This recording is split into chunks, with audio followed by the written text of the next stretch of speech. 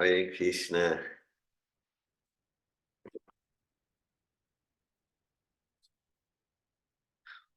Om Namo Bhagavate Vasudevaya.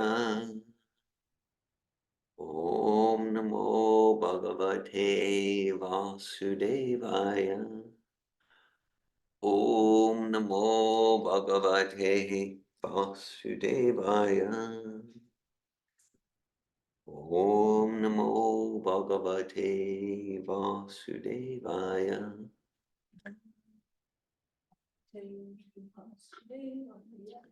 Om Namo Bhagavate Vasudevaya.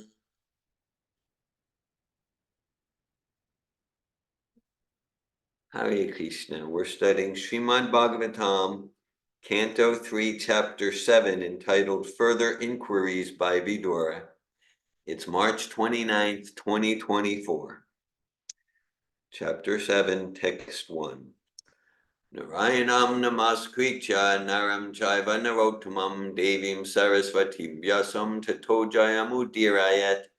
Before reciting the Srimad Bhagavatam, which is the very means of conquest, one should first offer respectful obeisances unto the personality of Godhead Narayan, to Narayan Rishi, the supermost human being, to Mother Sarasvati, the goddess of learning, and unto Srila Vyasadeva, the author. Nasta prayeshva bhadreshu nityam bhagavata sevaya bhagavat utamashloke bhaktir bhavati naistiki nigama kapatarur galitam plam shukamukha amrita dravya samyutam pibata bhagavatam rasamlayam horasika bhuvi bhavuka. That's the third verse in the first chapter of the first canto, talking about how the Bhagavatam is the ripened fruit of the desire tree of Vedic knowledge. Text 1. Shri Shuka Uvacha. Shri Shuka Uvacha. Evam. Bhuvanam. Maitreyam. Dvaipayana Sutta. Buddha. Prinayan. Eva. Bharatya. Vidura. Pratyabhashata. Shri Shuka Uvacha. Evam Bhuvanam Maitreyam.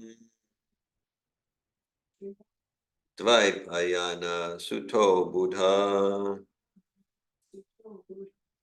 Prinayan Eva Bharatya. Vidura Pratyabhashata. Shri Shuka Uvacha. Evam Bhuvanam Maitreyam. Dvaipayana Sutto Buddha. Prinayan Eva Bharatya. Vidura Pratyabhashata. Shri Shuka Uvacha. Evam Bhuvanam Maitreyam. Dvaipayana Sutto Buddha. Prinayan Eva Bharatya. Vidura Pratyabhashata.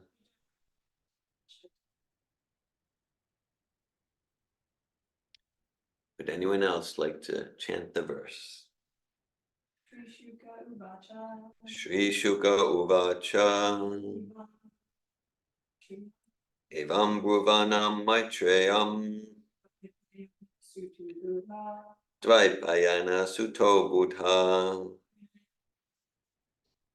Prinayan Eva Bharatya.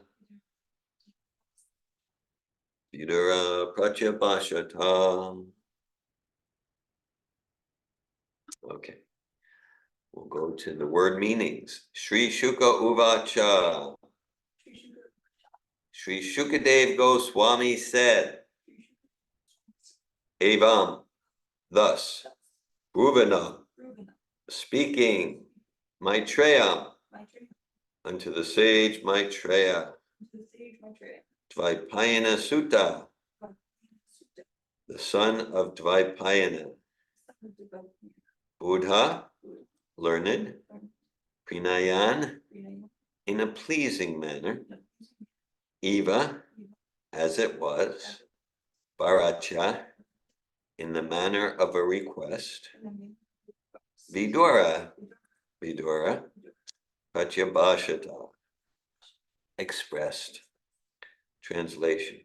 Sri Shukadev Goswami said, O king, while Maitreya, the great sage, was thus speaking, Vidura, the learned son of Dvaipayana, Vyas, expressed a request in a pleasing manner by asking this question. Okay, so there's no purport to that text, so we'll go to text 2. I'll just mention, so Maitreya, sometimes we speak of like true friendship, true love, supporting others in their personal growth, spiritual growth, in distinguishing matter from spirit. So the meaning of the word, the meaning of the name Maitreya is friend. Maitreya means friend. There's a few words for friend in Sanskrit. Maitreya is one of them.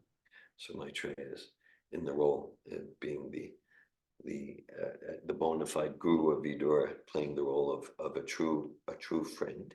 And Vidura is the son of Vyasadeva himself, who's the revealer of all the Vedas. So just we get some context of the personalities here. Text 2, Vidura uvacha brahman katam bhagavatash chinmatrasya vikarina lilaya chapi ujaran nirgunasya gunakriya. Vidura uvacha, Vidura said, Brahman, O Brahmana, Katam, how, Bhagavata, of the personality of Godhead, Chit Matrasya, of the complete spiritual whole, Avikarina, of the unchangeable, Lilaya, by his pastime, Cha, either, Api, even though it is so, Ujaran, take place, Nirgunasya, who is without the modes of nature, guna, modes of nature, kriya, activities. Translation, Sri Vidura said, O great Brahman, since the Supreme Personality of Godhead is the complete spiritual whole and is unchangeable, how is he connected with the material modes of nature and their activities? If this is his pastime, how do the activities of the unchangeable take place and exhibit qualities without the modes of nature? Purport of His Divine Grace, A.C. Bhaktivedanta Swami Prabhupada. As described in the previous chapter, the difference between the super soul, the Supreme Lord, and the living entities is that the activities of the Lord in creating the cosmic manifestation are performed by the Lord through the agency of his multifarious energies, but this manifestation is bewildering to the living entities. The Lord is therefore the master of the energies, whereas the living entities are subjugated by them.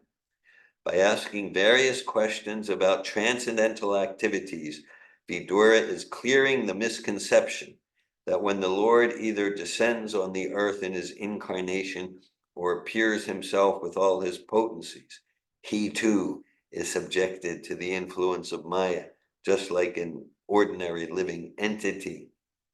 So that's a misconception to think that when Krishna appears, he's subjected to the influence of Maya, just like us.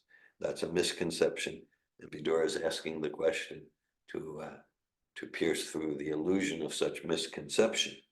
This is generally the calculation of less intelligent philosophers who consider the position of the Lord and that of the living entities to be on the same level. Vidura is hearing the great sage Maitreya refute these arguments. The Lord is described in this verse as Chinmatra, or completely spiritual.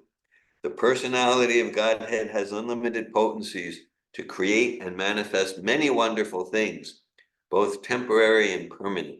Because this material world is the creation of his external energy, it thus appears to be temporary. It is manifested at certain intervals, maintained for some time, and again dissolved and conserved in his own energy. As described in Bhagavad Gita, chapter 8, text 19, Bhutva Bhutva Praliyate. But the creation of his internal potency, the spiritual world, is not a temporary manifestation like the material world, but is eternal and full of transcendental knowledge, opulence, energy, strength, beauties, and glories. Such manifestations of the Lord's potencies are eternal and are therefore called nirguna, or free from all tinges of the modes of material nature, even up to the mode of material goodness. The spiritual world is transcendental even to material goodness, and thus is unchangeable. Since the Supreme Lord of such eternal and unchangeable qualities is never subjugated by anything like material influence, how can his activities and form be conceived to be under the influence of illusory Maya, as is the case with the living entities? A juggler or magician displays many wonders with his acts and arts. He can become a cow by his magical tactics, and yet he is not that cow. But at the same time, the cow displayed by the magician is not different from him. Similarly, the material potency is not different from the Lord because it is an emanation from him. But at the same time, that manifestation of potency is not the Supreme Lord. The Lord's transcendental knowledge and potency always remain the same. They do not change, even when displayed in the material world. As stated in Bhagavad Gita, the Lord descends on the earth by his own internal potency. And therefore, there is no question of his becoming materially contaminated, changed, or otherwise affected by the modes of material nature. The Lord is saguna by his own internal potency, but at the same time, he is nirguna, since he is not in touch with the material energy. I'll just share a brief comment there. Let's look at that sentence. The Lord is saguna by his own internal potency, but at the same time, he is nirguna, since he is not in touch with the material energy. Okay. Who would like to say, what's the meaning of saguna and nirguna? Pop quiz. Ooh.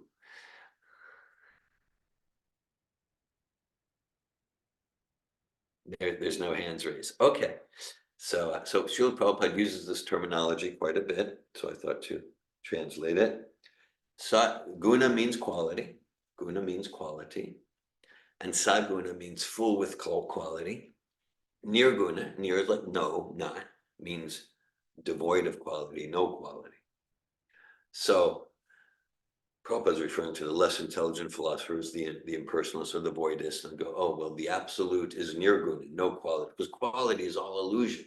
And there's truth to that in the material sphere. So sometimes Krishna, the absolute, the Lord, Krishna's incarnation, Krishna's sometimes absolute is described as nirguna, without quality. And that's true. And the meaning is without material quality. And you might say more completely, the absolute is saguna, full with quality, full with spiritual quality. That's one of the many themes of this purport. So Krishna is full with opulence and beauty and personality and love and music and flute and form and personality and relationship, but they're all spiritual. So it's correct to say nirguna, devoid of quality in the sense of no material quality, and saguna, full of spiritual quality.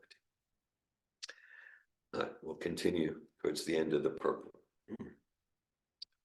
The restrictions of the prison house are applicable to prisoners who are condemned by the king's law, but the king is never affected by such implications, although he may visit the prison house out of his goodwill.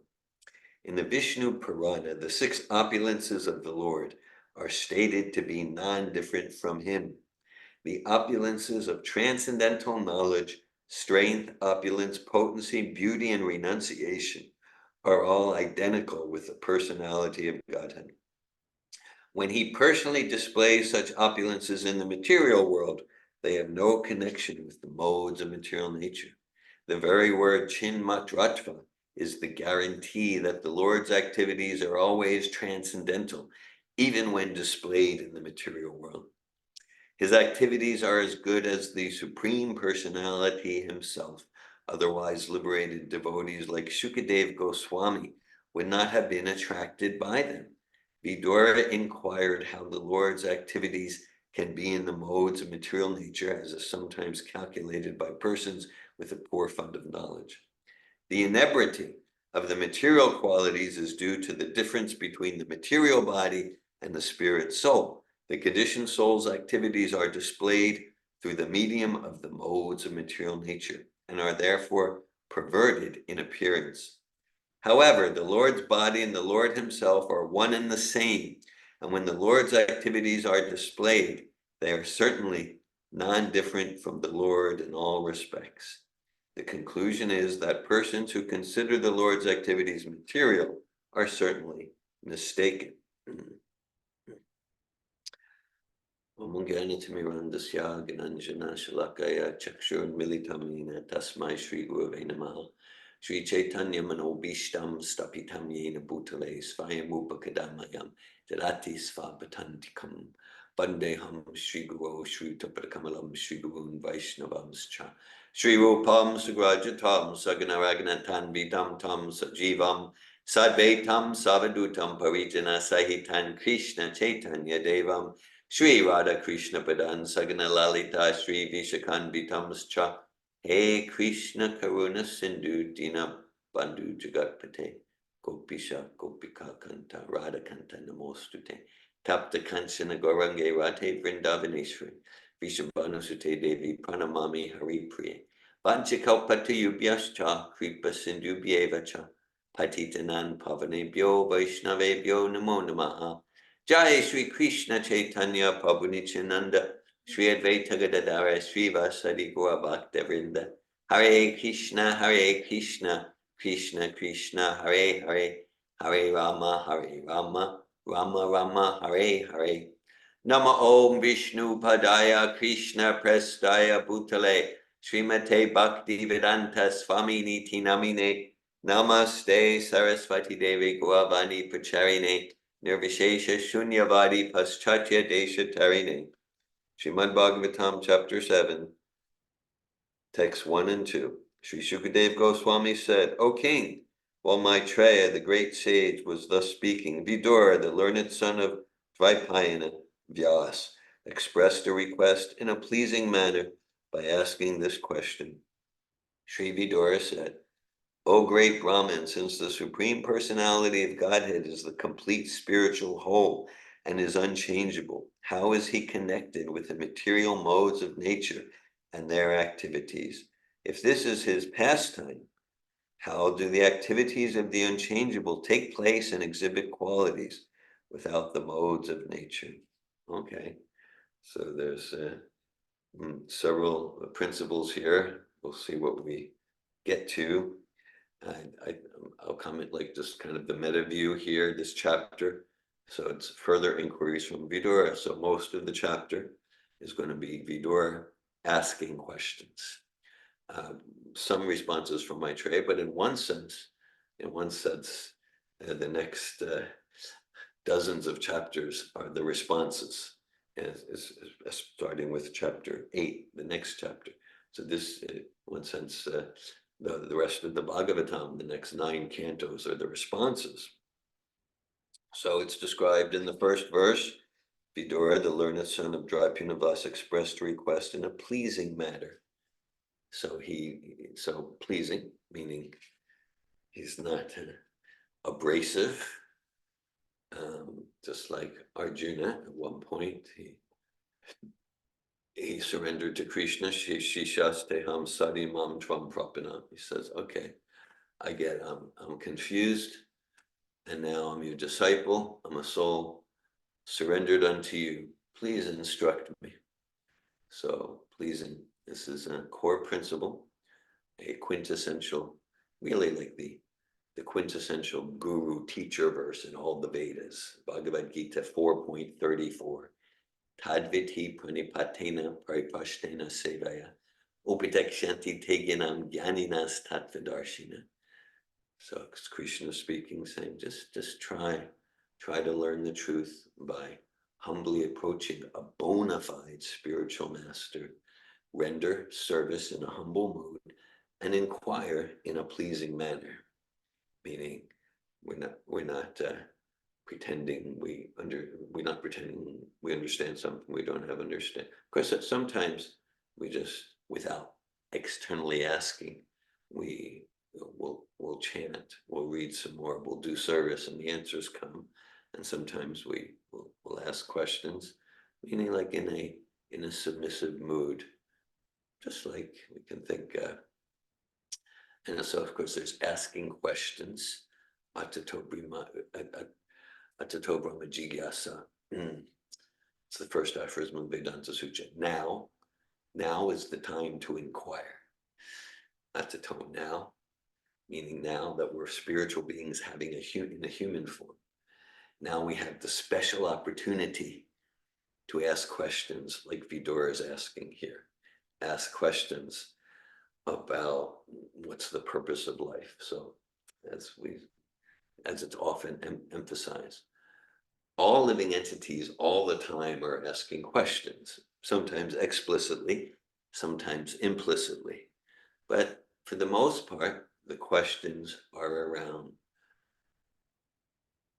eating, sleeping, mating, defending, in overt or subtle forms, questions around my material profit, adoration. How can I increase my fame, my distinction, my adoration?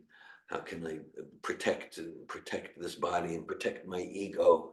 And so the questions are around that. Okay, even say a blade of grass is asking the question, where is eating? Where's that drop of water? Like that. That's like that's those questions are always there. And then Bhagavatam, Sutta Goswami describes Kamasyanendriya Pritir Labo Jive Tayavata Jivasya Tattva Jigyasa Narto Yaschaya Karma Bhi. He encourages that life's desires in the human form oughtn't be directed towards sense gratification. Sure, one should aspire for a healthy life, keep body and soul together in fitness and health. But human life is meant, sure, I take care of the vehicle.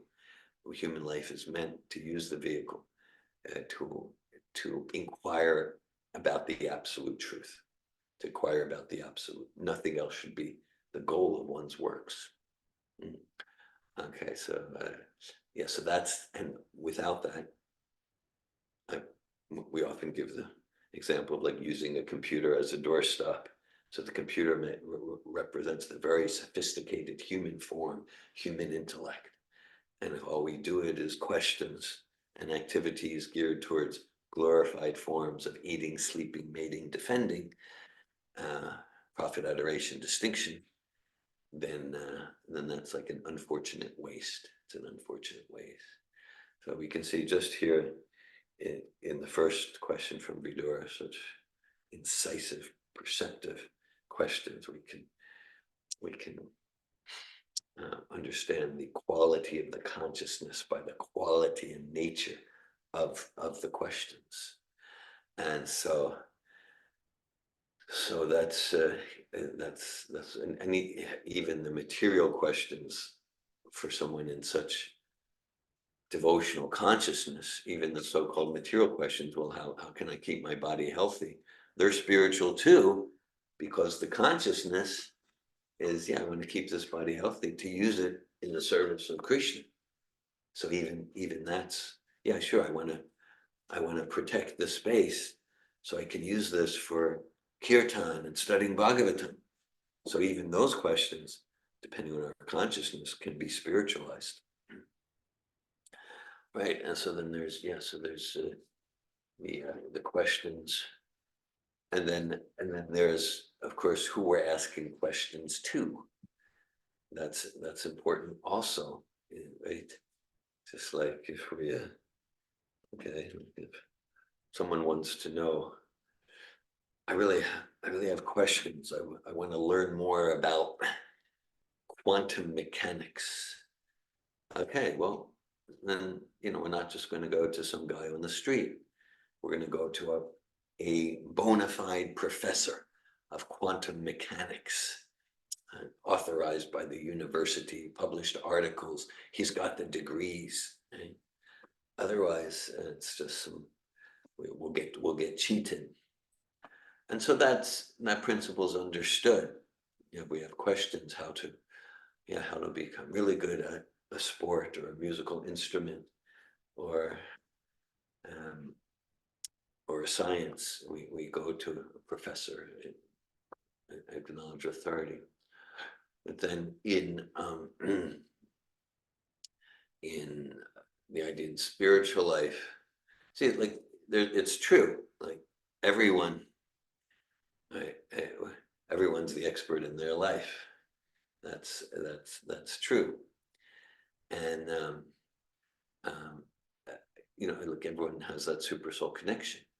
Material condition life, though, means that we've allowed the diamond to get covered. We've allowed there to be lots of junk and static between the soul that I am and the super soul. And so, and to the point where I'm completely in forgetfulness that I am a soul, and I'm more and more entangled in the illusion. Ishvaroham Hambogi Siroham Balavan Suki Janasimaho Yamaham Ameti, that I'm this body, and this is mine, and this is mine, the complete material illusion. So a source of bona fide knowledge, bona fide spiritual knowledge, like Maitreya, like Srila Prabhupada, that the word sadhu, actually the word sadhu, great sage, sadhu means to cut, like a knife, cuts through our illusion. So we ask questions to the extent that we're serious about spiritual life. Just again, someone could be serious to learn about nuclear biology or to learn about engineering, right? So we approach someone who has knowledge, and so it means like we're sincere. We want to cultivate sincerity to find a bona fide teacher, and on our own efforts we could get lost. But if we're sincere, then Krishna within the heart, super soul, will bring us to a bona fide guru, a bona fide teacher, and then the guru, through hearing from Srila Prabhupada, we awaken that natural knowledge within. So it is within. At the same time, we've allowed that knowledge to get covered. That knowledge of who we are, spirit, soul, not the body, who we are as servants of Krishna. What's the nature of material energy? What activities will help, like that. So it's important that we're,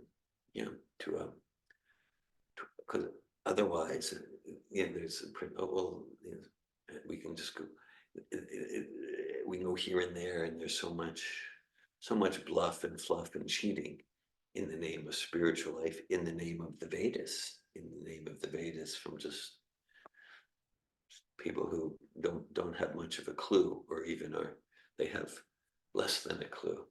So we want to, we have the opportunity to hear from a bona fide authority like Maitreya, Srila Prabhupada, and to represent them, and then our life is perfect, and then our life is perfect.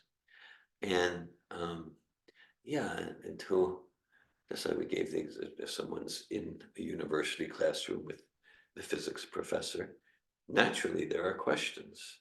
It's not, blind acceptance is discouraged. Bhagavad Gita, Srimad Bhagavatam, discourage blind acceptance. So naturally there are questions in that pleasing, submissive spirit. Like, well, it says this here, it says that there. I'd like to understand what's the connection. Okay, it's not like, this doesn't make any sense. You're a cheater. You don't know anything like that. So then a trusting spirit in a trusting spirit. And yeah, like this is a process to it's really a process to transcend our material conditioning, right? And even to transcend our material conditioning, and that more and more we develop trust in Vedic, not in Vedic knowledge, in Vedic authority. To hear from a bona fide guru, a bona fide spiritual master.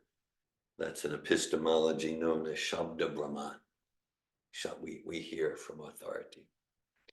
Then there are other epistemologies like Prajaksha, means direct sense perception, or Anumana, which is more or less equivalent to modern empirical material science. It's based on sense perception. Based on sense perception, we develop in some inferential knowledge. Let's just say, okay, and so for all these ways of gathering knowledge, and there's actually 10 epistemologies in the Vedas, but they can be subsumed as Shabda Brahman, Prajaksha, and Anumana. And so Shabda Brahman, hearing from a proper source, that's perfect. The other methods, they can get us knowledge, but they're subject to the defects, mistakes, illusions, limitations, cheating propensity. To say, okay, through Pratyaksha, it's direct sense perception. Say a 2-year-old child, 3-year-old child, direct sense perception. Yeah, the sun is it's a yellow circle in the sky about 3 inches. Okay, so no, you're wrong. We might not tell the child, but then as we go up, we say, okay, but then there's been the Anumana based on direct sense perception, but Anumana, and you can tell, and you measure certain things, and with the geometric angles, you say, no, actually, the sun is tens of millions of miles away. It's this huge stellar body, 1.4 million times the volume of the Earth, and like that. No, but we don't see that with our eyes, but we see with the eyes of knowledge. Yeah. So when we see the sun, we're not seeing it like we saw when we were 2 years old. We see it through the eyes of scientific knowledge. No, it's this huge body. Whether it's modern material science or the Vedas, it's this huge globe. Okay, right. And then so just showing the limitations of certain ways to. So, but then I know myself. I can see as the decades go on, I get more and more trust in Shabda Brahman. Even if we look at something, say, even if we look at something like nutritional science, diet. Okay, so let's say with modern empirical science, if we look at the articles, say from 1950s, okay, going back about 70 years, and we looked at like nutritional science. So they would say like the idea of a diet without meat, and be like, no, humans can't be healthy on that. Oh no, that's not healthy. That was what science says. Okay, now, it's not like all science says the same thing, but now there's abundance of scientific evidence that indicates actually a vegetarian diet it can be, if you know how to get all the B12 and things like that. Oh, it can be very healthy, and there are many signs that actually you should reduce meat and give it up and like that. So that's just like one area where empirical science it's coming towards the Vedic conclusion. So we could just look at the Vedas and they say, well, no, on all levels, a vegetarian diet, that's balanced, is healthy for the human, including emotionally, spiritually, like that. Just one. There's so many areas like that. Bhagavad Gita 2nd chapter describes avyakto yama chinto yama avikaryo yam uchyate. Nityasarvagatanora achaluyam sanatana. Okay, well, that's first talks about how the soul is unchangeable and inconceivable, and how life is everywhere. Nityasarvagatanora achaluyam sanatana. Life is everywhere. All right. So I said, life is there. Well, we haven't found any life on the moon, or you're saying there's life in the sun. That's impossible, according to science. So I'm just looking over the past 20 years or so. And we have some of the questions like this in our Bhagavad Gita course related to that verse. But yeah, so regularly, like it's not like I'm searching the internet for such articles, but a few times in the past 20 years, I would just happen to notice there's one article about blood falls. It's some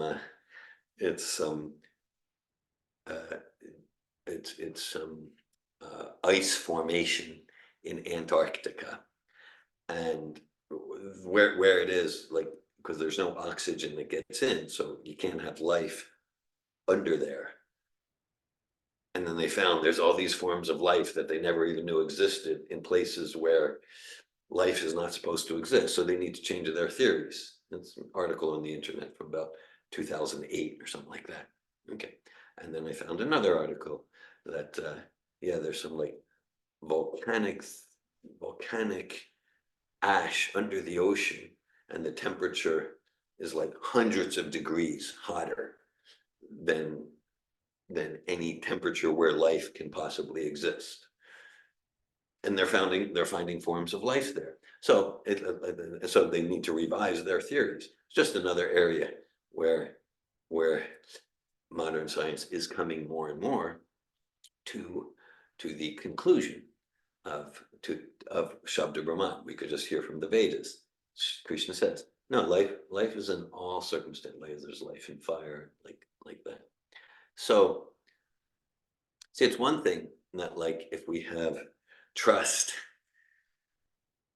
in, say, modern empirical methods, it's called the methods founded in logical positivism, and then we find something that actually confirms the Vedas, and that can increase our trust in the Vedas. Okay, that's there.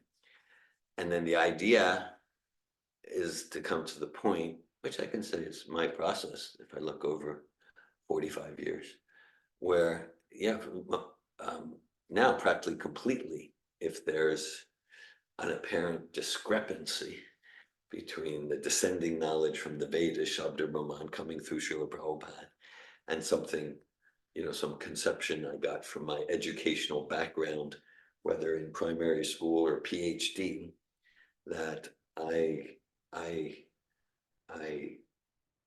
accept the authority of Srila Prabhupada. No, I could not have said that with near as much conviction 40 years ago, but just like a road map. So it's like, well, I don't know if I trust this map about getting from North Florida to New York City.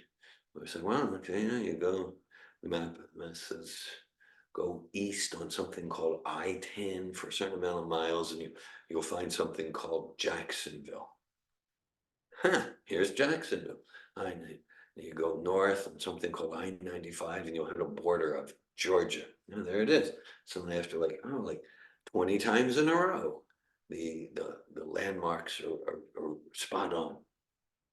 So that increases our trust in the map. So that's an analogy for my ever-increasing trust in Srila Prabhupada. So Shabda Brahman is perfect source of knowledge, infallible, not subject to the mistakes of material senses.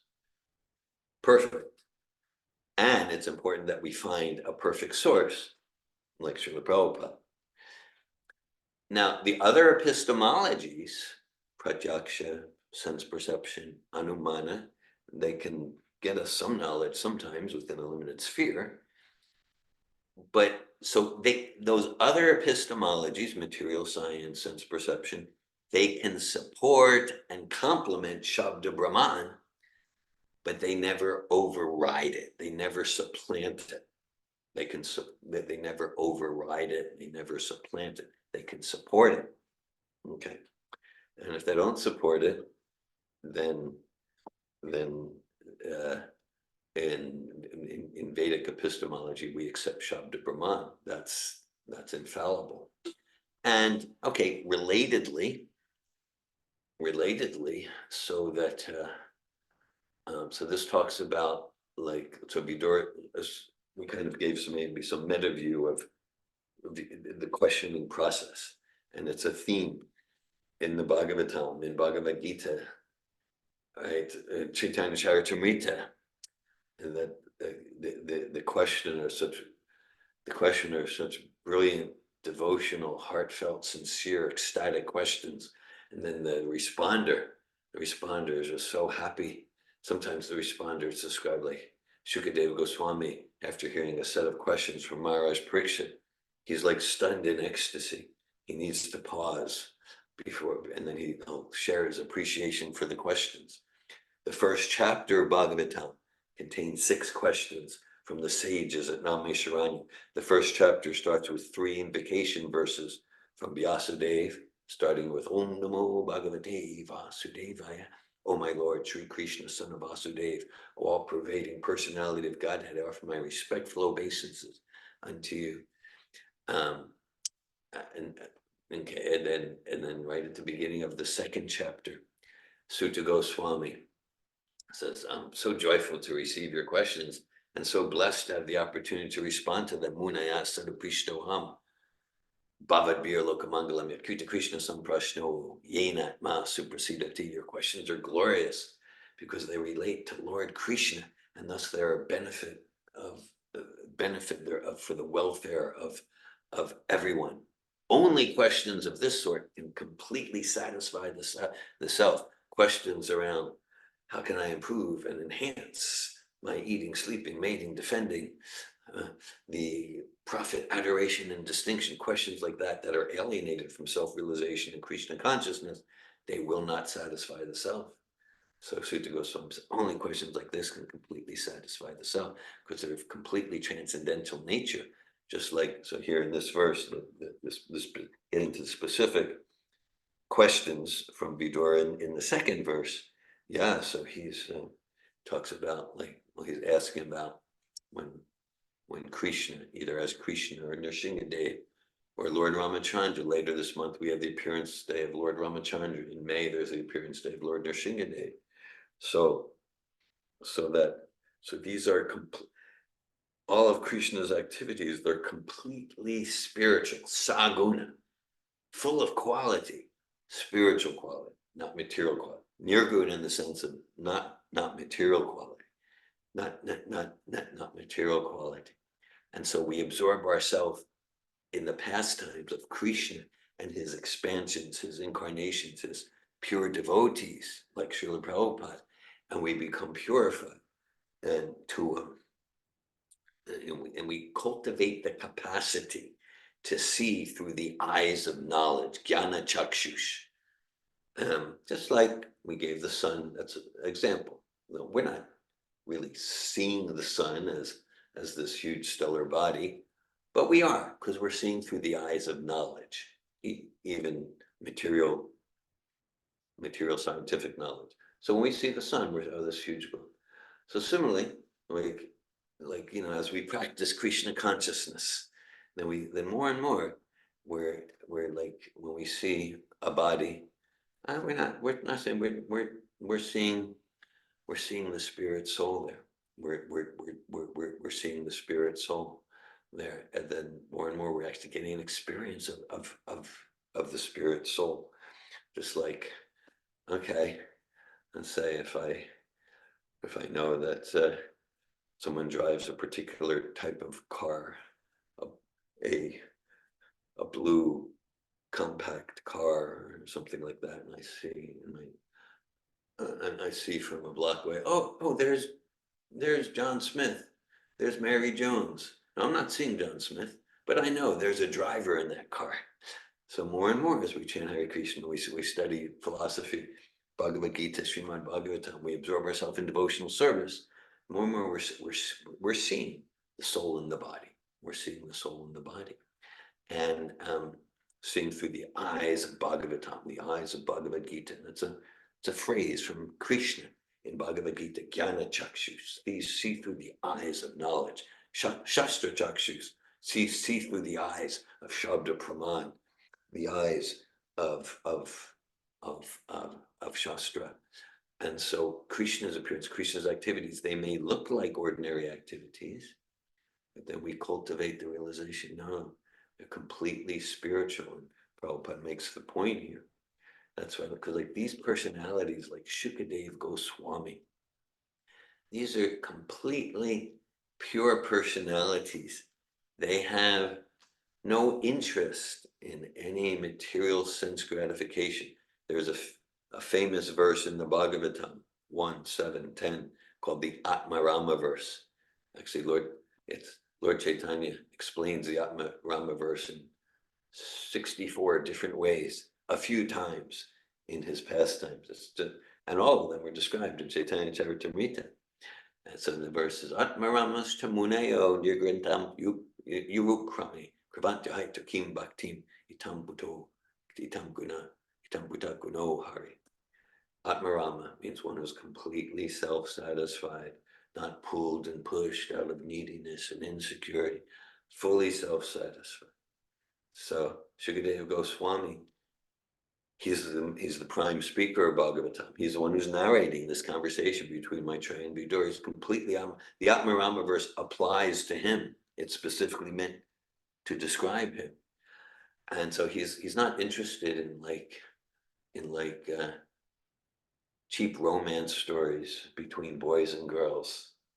Yet he's absorbed in hearing and sharing about Krishna and the gopis.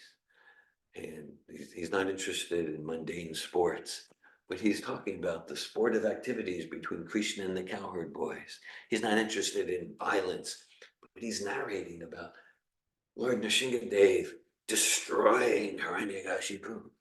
So what it means is that these activities of Krishna and his expansion of pure devotees, they're near guna, no material qualities. Oh, no material qualities means it's just the void or the white light. No, it's full of spiritual activity, spiritual personality, spiritual qualities. And so Prabhupada gives the example of like the prison house. So the king or the president or the governor, they might decide out of their compassionate, merciful heart to visit the prison house. Okay. Now someone without the eyes of knowledge could say, oh, okay, there's the warden, there's the governor in the prison house. He's just like the other prisoners. No, that's ignorance. No. And maybe even the governor, while visiting, maybe even the governor will go to the cafeteria and eat the same prison food that the prisoners eat, and maybe he'll talk with them like that.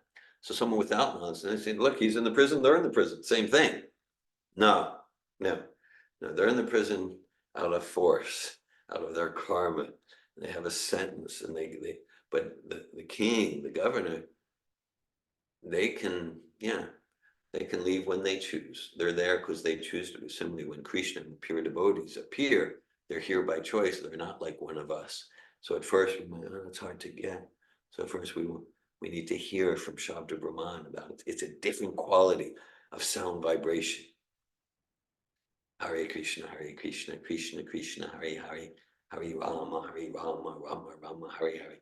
It's a different quality of sound vibration than any sound vibration that's influenced by Rajas, Tamas, or even material sattva. This Hare Krishna Maha Mantra, every text in Bhagavatam, in Bhagavad Gita, it's a mantra. It's a transcendental mantra. And so but then we get some experience. Oh yeah, this is a different quality. Similarly with Krishna's form, Krishna's activities, Krishna's qualities, Krishna's paraphernalia. It's like they said, oh well, I can get a flute, like I can go to the store and get a flute. No, Krishna's flute, completely transcendental quality. And then the more, to the extent to the extent that we sincerely, rigorously practice sadhana bhakti, whether the things to do like chanting and morning program, or the things to stay away from like drugs and intoxication and meat eating, the more we do that, Srila Prabhupada gives the example like a log, like a log, and so we can apply a flame to a log, but if a log's wet, and that must maybe get some smoke. Eventually it'll catch fire, but take a long time. But if the log is dry, then immediately flame. So that we dry the log of our consciousness through following the regular principles. And otherwise, if we're to the extent we're not following the sattvic principles, the transcendental principles, then even if we do some chanting, it's wonderful. The chanting is always pure. The flame is heat, and so, but it's like we're simultaneously pouring water on the log, and of course, it's our choice to what extent we want to apply the flame, and we want to dry the log, and to the extent that we're sincere in the process. And al Shadata Sadhu Singato Bhajana Kriya. But the Bhajana Kriya stage, it's like, the Sadhu Sangha stage is, let me associate with the practitioners of bhakti. Let me arrange my life to get that association. That's the association I want. And then Bhajana Kriya is, Prabhupada describes it like the commitment to the initiation process. Prabhupada describes his very first meeting with Srila Bhakti Siddhanta. He describes that was the initiation, 1922, because he committed. I'm committing my life to Bhakti Siddhanta's mission. And then, of course, that unfolded in different ways. He was in family life and had children, developed businesses. Because 43 years later, he got on a cargo ship to the USA and had 2 heart attacks on the way. So to the extent that we give ourselves to the process, then more and more we actually realize, to use the metaphor, that the sun, it's not this little circle in the sky, it's a huge stellar body. We actually realize that I'm a spirit soul and you're a spirit soul, and the Maha Mantra and Krishna's activities and appearance, they're nothing ordinary. They're full of quality, vibrant, colorful, spiritual quality. And we get realization of that. Hare Krishna. I'll read the English translations of the 2 verses again. Sri Shukadev Goswami said, "O king, while Maitreya, the great sage, was thus speaking, Vidura, the learned son of Dvaipayana Vyas, expressed a request in a pleasing manner by asking this question. Sri Vidura said, O great Brahman, since the spiritual personality of Godhead is the complete spiritual whole and is unchangeable, how is he connected with the material modes of nature and their activities? If this is his pastime, how do the activities of the unchangeable take place and exhibit qualities without the modes of nature?" Hare Krishna, thanks for listening. Bhakti Danielle. Hare Krishna, dear Govinda Das. I feel so excited by this conversation this morning. I love this topic, and particularly hearing about students in the educational system, modern educational system.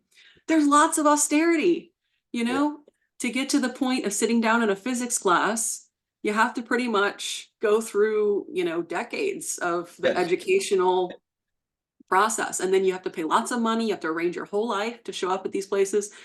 And that really requires a process of trusting. We have to trust that when we go there, we're really going to get educated, that there's a reason we're doing all of that. And I've read that we're doing the same thing to sit at the feet of our spiritual master. It's lifetimes of austerity to qualify. It's not like we just showed up, at a park one day and someone was chanting Hare Krishna and that was an accident. We didn't just fall into that. Like, these things are completely arranged, from time immemorial for us to get this opportunity. And so also there's this idea of modern scientific information as being the sunum bonum, like it's got everything, it's science. Okay, it's science.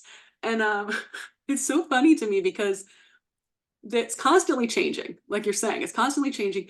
And they figured out a way to make that somehow like a benefit.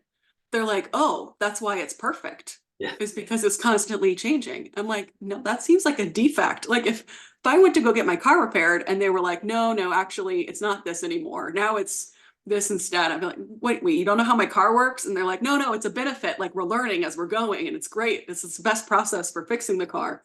I'm like, this doesn't sound good to me. I mean, even experiencing things like language, trying to understand just English language, like how far back do we need to go before it's completely different? Punctuations, contractions. And I mean, you go back a couple hundred years, you can't even read the English language anymore. So there's so much that, Sanskrit hasn't changed in 5,000 years. It's probably unlikely to change at this point. So I'm thinking like we're going to leave it the way it is. So there's this idea that I get because I'm homeschooling Saraswati, whatever that means, Saraswati Dasi. And they're like, oh, it's this backwards, incomplete, superstitious thing that you're getting outside of American culture. And there's these weird idols. And what the heck are you doing? You're really going to mess this kid up. And, I'm sitting here this morning and I'm surrounded by I've got 207 titles listed, children's books at this point. Yeah. And I'm not even talking about Srimad Bhagavatam, Chaitanya Charitamrita, all the, 60 or something books that Srila Prabhupada wrote. We're just talking about like kids' books, right? That are just like on these topics. And I've got something like another book that's coming, for instance, like that's about the pastimes of the Ramayana and like the evidence of why that's real. Like the pastimes of Hanuman they're not going to change at this point. Yeah. Like we're pretty clear. And we can see that the bridge going over Yeah. there it's actually there. So it's not difficult. It's not difficult to understand that these things are real if we spend like 10 minutes even looking into them. But hey, it's okay. And then there's a lot of pressure I get as a mom to give her this indoctrination because, well, okay, like fine, like you want to give her higher philosophy, well, maybe one day, but let's just teach her the basics. Like she needs to know how to read, but then even in like Chaitanya Charitamrita, they're saying like, okay, there's a certain time period, it's a samskara in which the child is exposed to letters and phonics, like word sounds and the combinations, and they learn how to read and write within like matters of days, if weeks. They just learn like, and they've done studies, scientific studies that say that this is actually pretty true. Like the way in which people learn these things hasn't really changed much, like pre a modern educational system. People pretty much learn the way that they learn. It doesn't. So then I'm thinking like, okay, who's my authority? Like, is it the state of Florida? Are they the perfect administration for me? Is that who I want to trust implicitly? Like, or do I want to give Saraswati this nirgun education and surround her with pure devotees and things that have been in place from time immemorial? But still, there's so much pressure to conform. And also, I would just like to ask in connection to this, one thing that keeps coming up over and over again, because I dress her like a gopi, or, we're playing, Indian music in our house or whatever. And people are constantly questioning, like, am I misappropriating the culture?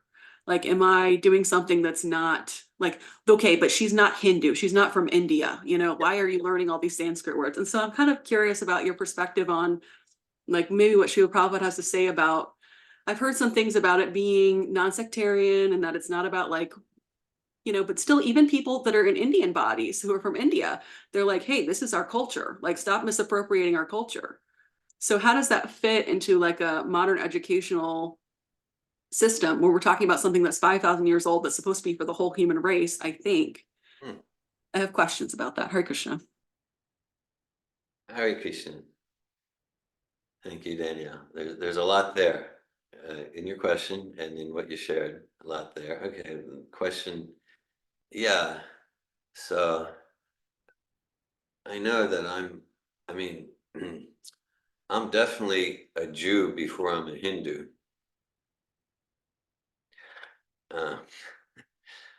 Yeah, I relate more to Buddhism or Islam or Christianity than I do to Hinduism.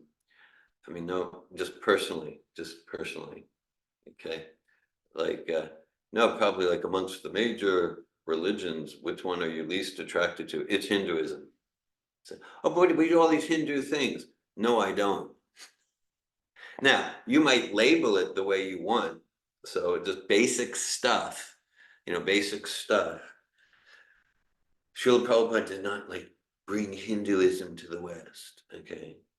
Srila Prabhupada, so Srimad Bhagavatam, Bhagavad Gita, even apart from the fact that they're eternal and timeless, even historically, they're even historically, these are given uh, uh, 4,000 years before there was ever anything called Hindu.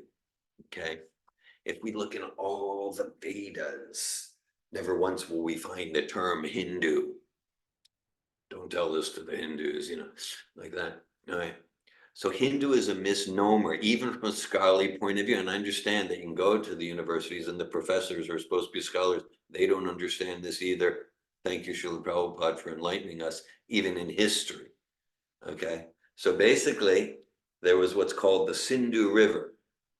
Maybe still exists. Sindhu River. Okay. And on one side of the river, there was like Muslims. This was about 1,000 years ago. Okay.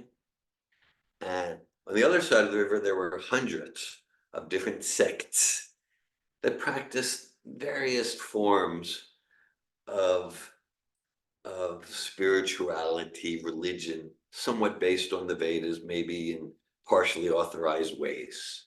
Different sects. Right? So the Muslims would point across the river and they would just say, who's ever on the other side of the river, they're the Sindhus. They're the Sindhus. And then over a few generations, Sindhu got mispronounced as Hindu. And that's where the term Hindu comes from.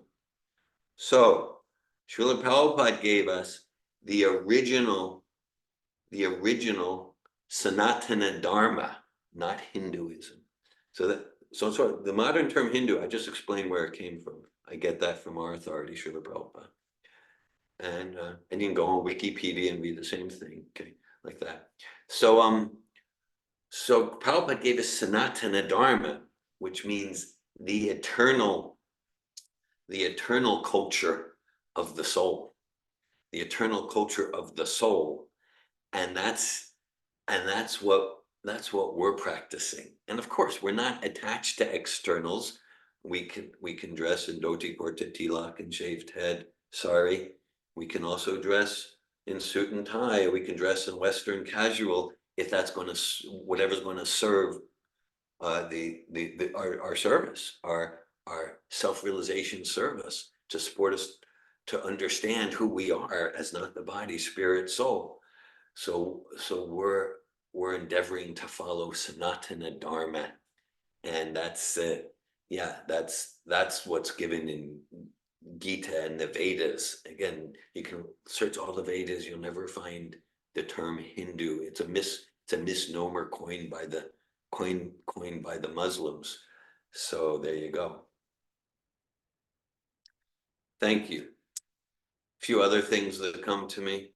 So based on what you shared, there's it's the first text of the 7th canto, 6th chapter, spoken by Prahlad Maharaj.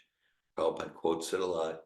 Prahlad, he's 5 years old, and it's like he's with his playmates in kindergarten, and like they're, let's play, it's recess. And Prahlad is, no, let's have kirtan, let's play in that way. Let's study Bhagavatam. Kamracharet Pragyo Dharma Bhagavatamiya Durlabam Manusamjama Tadapyat Dhruv Martadam. Prahlad Maharaj says, no, start now with Krishna consciousness. And his playmates are like, oh, maybe when we get old, like that. Yeah, maybe we can get old, come on. And Prahlad says, no, now's the time to start. Otherwise you'll develop bad habits, waste your life. And it's the best way to be happy now anyway, at 2 years old, 5 years old, 30 years old. And so Prabhupada quotes that verse right in his preface to the Bhagavatam, in every volume of the Bhagavatam, in the preface, because Prabhupada takes the opportunity to quote Prahlad Maharaj, says like, Bhagavatam should be in the kindergarten. It should be in the grade schools. It should be in the universities. It should be part of the education right from the very beginning. And then in this way, we cultivate spiritual knowledge. And without that, we're just like dooming ourselves and others to suffer in misery and ignorance. And even I appreciate where you went with that about, yeah, let's say if someone's, because sometimes we'll say like, oh, well, can you see the soul?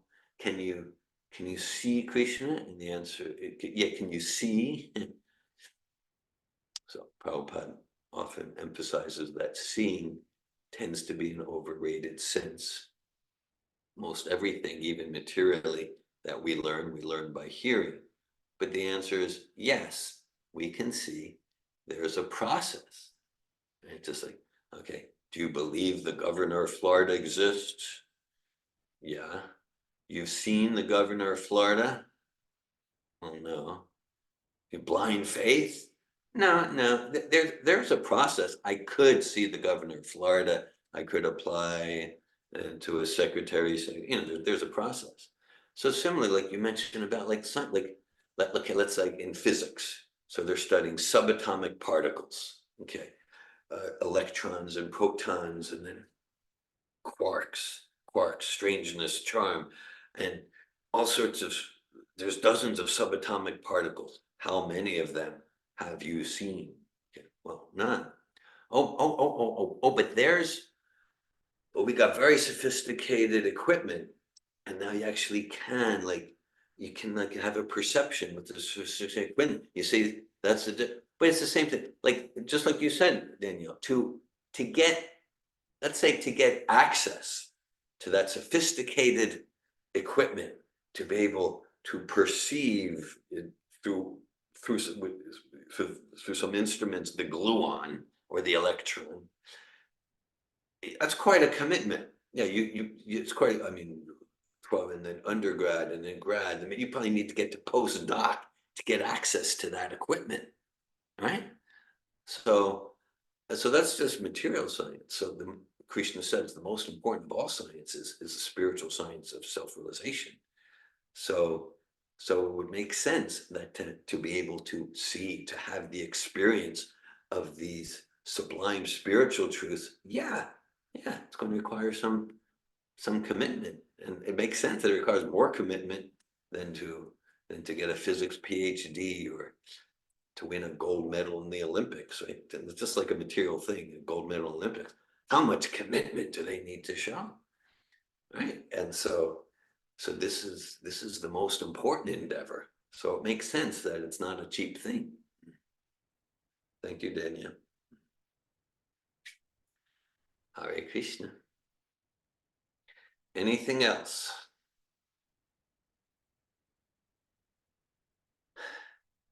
Srila Prabhupada ki jai. Srimad Bhagavatam ki jai. Hare Krishna.